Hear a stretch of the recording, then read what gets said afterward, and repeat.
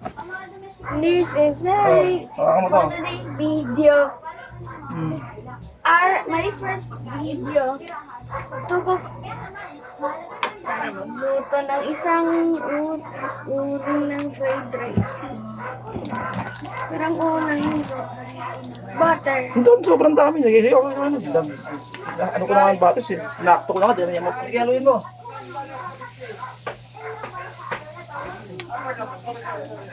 Nakita yung biscuit ni all of you.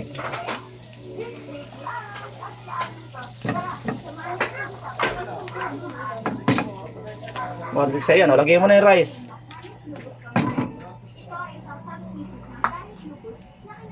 Dahan, dahan, yan.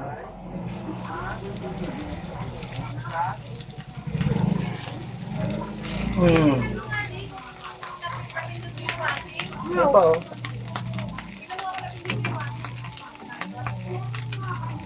Haluin mo. Lagyan mo ang little, hawakan mo to. Lagyan mo ang little, little salt.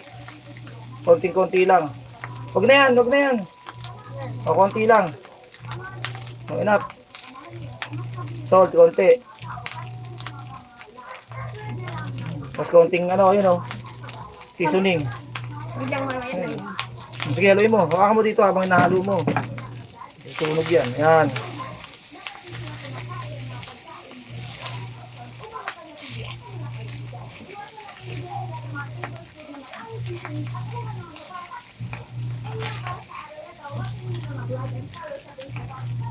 Oh, tama na, konti lang yan. Seasoning ka na.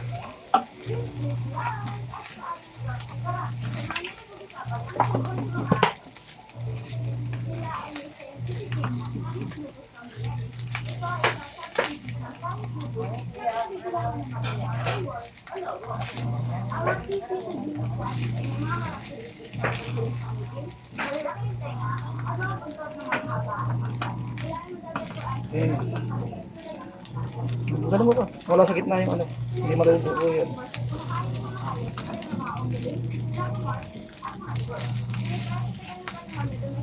Dahan-dahan parang di...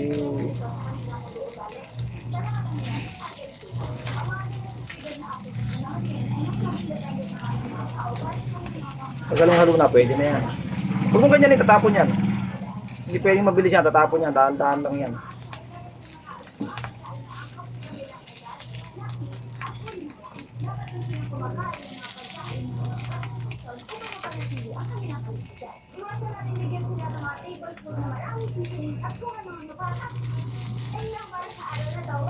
Paso ka, hangayin mo.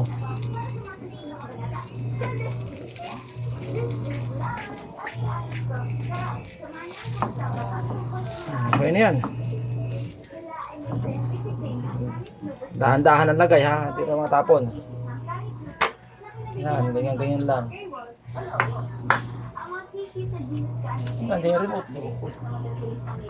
Malalaki yung tenga Matapon. at mga buntot na mga kagaan ng akpat. Kailangan matatagpuan sa iba't ibang habitat tulad ng katamaran, kagubatan, at mga diskarte. Kilala mo yung mga carnivores na kumakain ng mga hayop tulad ng mga unggolis, dragomars, at mga ibon.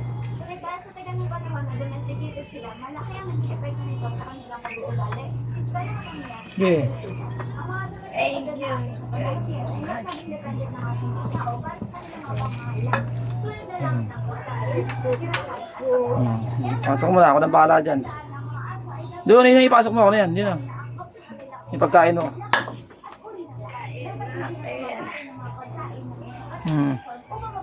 ang kanilang almusal. Iwasan natin bigyan sila ng mga tablespoon na maraming seasonings at kung Dito. ano ang Una. Ayun lang para sa araw na to. Huwag kalimutan mag-like and follow sa akin. Para sa mga susunod na kabanata. Tapos, Luto na ako. wait.